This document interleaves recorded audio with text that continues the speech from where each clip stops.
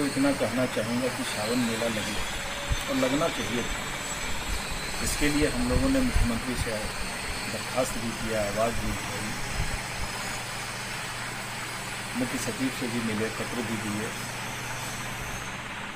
और लगातार यहाँ के लोगों के द्वारा भी एक प्रयास किया गया कि सावन मेला लगना चाहिए, क्योंकि देवघर बाबा वैद्यनाथ द्वादश ज्योतिर्लिंग है यहाँ, और यहाँ मुख्य रूप से जो कारोबार है बाबा मंदिर पर टिका हुआ है।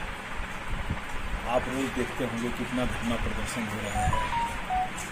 व्यापारी संघ के लोग कटोरा लेके रोड पर हैं, कभी भी उनकी भूख से मौत हो सकती है। हालात जो है बद से बदतर होते जा रहा है।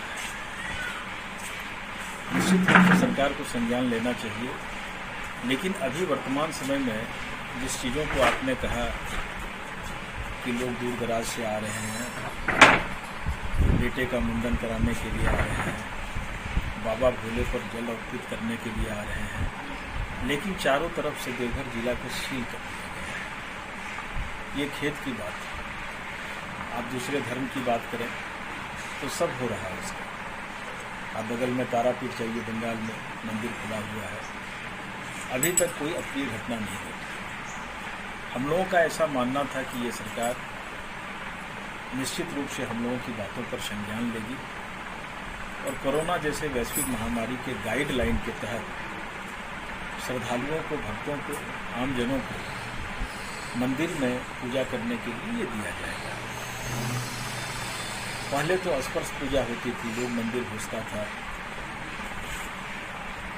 बाबा का दर्शन नहीं बल्कि उनको हाथ से छू के प्रणाम करता था। और ऐसी मान्यता भी है कि नहीं, कामना लिंग है, जो यहाँ आते हैं उनकी मनोकामना पूर्ण होती है। लेकिन विगत कई वर्षों से अर्घा सिस्टम, हम अर्घा सिस्टम के द्वारा भक्तों के द्वारा जो जल चढ़ाया जाता है उसकी भरपाई कर पाते थे, उसकी सुविधा दी जाती। लेकिन सरकार ने वो नहीं किया। मंदिर के बाहर भी अर्घा सिस्टम लगा देता है, मंदिर के अंदर लगा देता है। तो भीड़ पर नियंत्रण निश्चित रूप से हो। ये सरकार किसके कहने पर काम कर रही है? ये सरकार दिशाहीन सरकार है। इसके अंदर कोई सनातनी सोच नहीं है। ये खुद कहते हैं कि मैं हिंदू नहीं हूँ, और आपको स्मरण होगा कि ये पूजा भी करते हैं।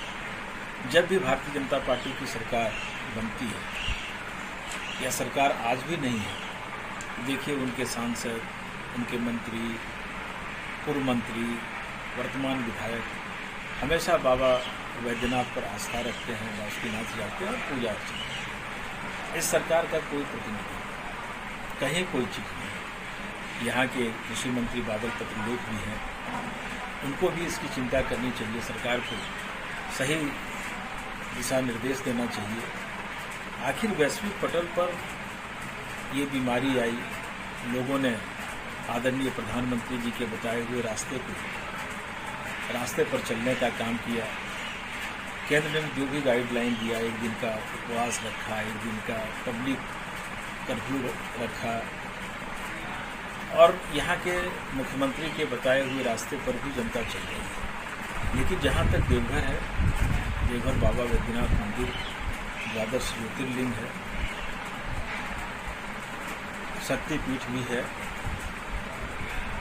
हम पूजा अर्चनों से लोगों को दूर कर रहे हैं। बाबा की गंभीरता को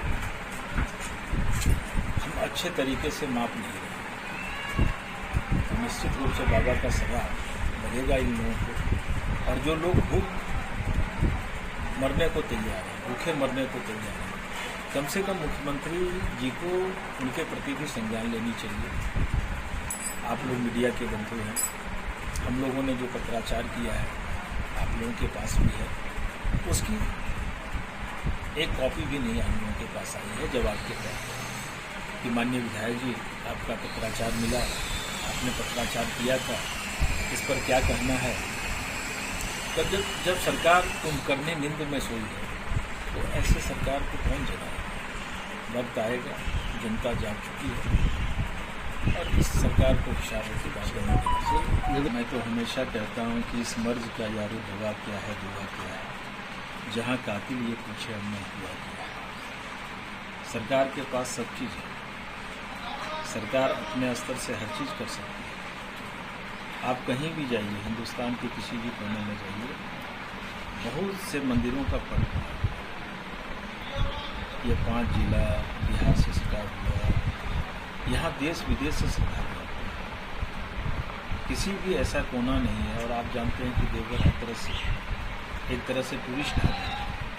बाबा बैद्यनाथ का मंदिर है, पगला हुआ आश्रम है, बालानंद महर्षि आश्रम है, आपका रिखिया अंतर्राष्ट्रीय योग पीठ है, बाबा बासुकीनाथ मंदिर है।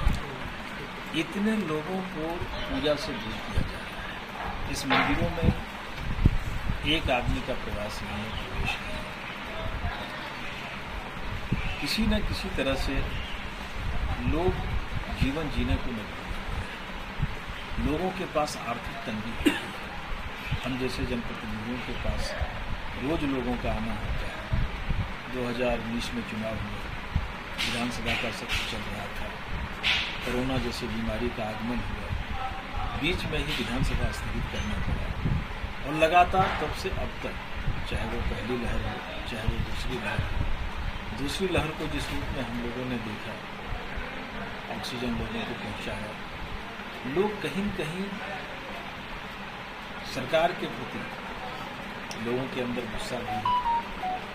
आखिर आप यहाँ के पंडाल समाज को बुलाए, उनका फीडबैक नहीं। हमारे सांसद जी उपवास पर बैठे, हम लोगों ने पत्राचार किया, किसी का न सुनना एक तरह से तानाशाही है। कौन चाहेगा कि लोगों का जीवन में उत्थान नहीं हो? कौन नहीं चाहेगा कि लोग कम से कम अपने पैरों पर खड़ा हो? सब जगह स्थिति विषम है। और अगर ये स्थिति देवघर में विषम है तो इसका एकमात्र कारण हेमंत सोरेन जो यहाँ के